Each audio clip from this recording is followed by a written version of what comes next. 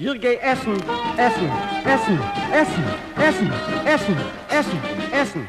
Spending a summer in the Catskills usually meant visiting one of the hundreds of hotels and bungalow communities. Among the hotels, the most famous was Grossinger's, and that is the subject of Joel Siegel's special report, Memories of the Catskills. Joel.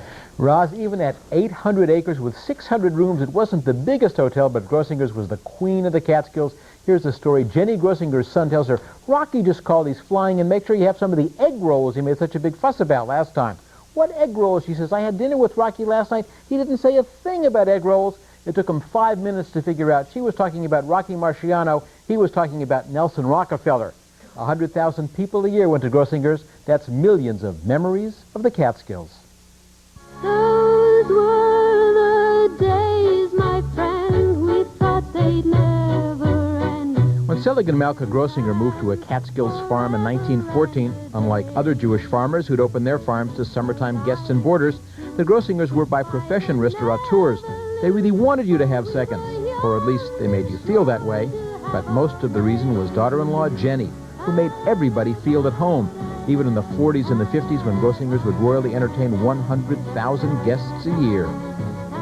She walked through that hotel and greeted every guest, and she knew every guest. And you know what it meant for those people that Jenny Grossinger, the internationally famous lady, greeted them and thanked them. Everybody came to Grossinger's, and everybody played Grossinger's. Everybody, from Burl to Ball. That's Alan King. Everybody. I'll never forget my first date up there. To play Grossinger's was the thing. They flew me up in a one-motor plane with a guy by the name of Eddie Cantor. Eddie Cantor, we flew up and did a show, and that's when I met Eddie. And he introduced me as his protege. Never met him before, but I became his protege.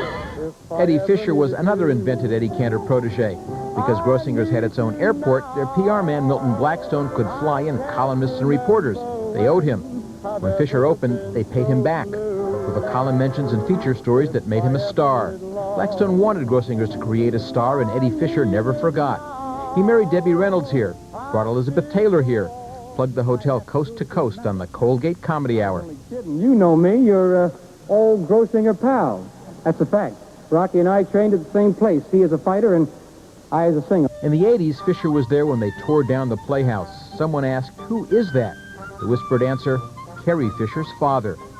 Once upon a time, they had so many comics show up for a ball game they could have done a telethon live from Broadway Sam Field.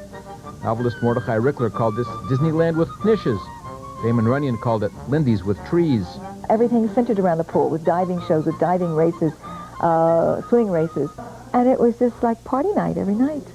Every single night was party night. This is Liberty, New York. At midnight, when the big show let out, shops were open, the streets were packed with people.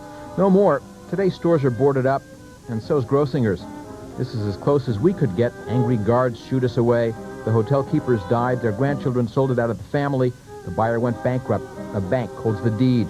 Today, the children of the people who came here buy shares in summer homes in the Hamptons. Today, they can fly their children to Disney World in the time it takes you to drive to the Red Apple Rest. Longtime Grossinger's guest Yogi Berra said, these days, even nostalgia isn't what it used to be. But Yogi's wrong. These really were great days. As great as we remember. Too great to ever forget.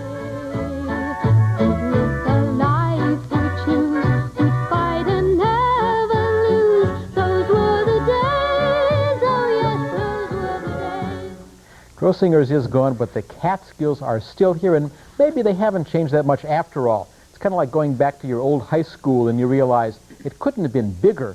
We must have been younger. This concludes my series, and Selig Grossinger gets the last word, which were his last words.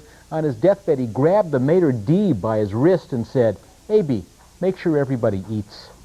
And they did. They did. Some great memories. Thanks, Joel.